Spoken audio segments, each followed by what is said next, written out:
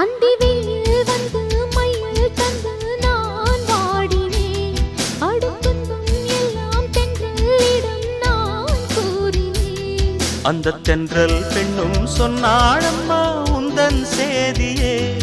அவள் சொன்ன பின்பு மின்னல் போல வந்தேன் தேடியே. என்னை நீ தொட்டவுடன் எங்கவோ பொன்னுதையா.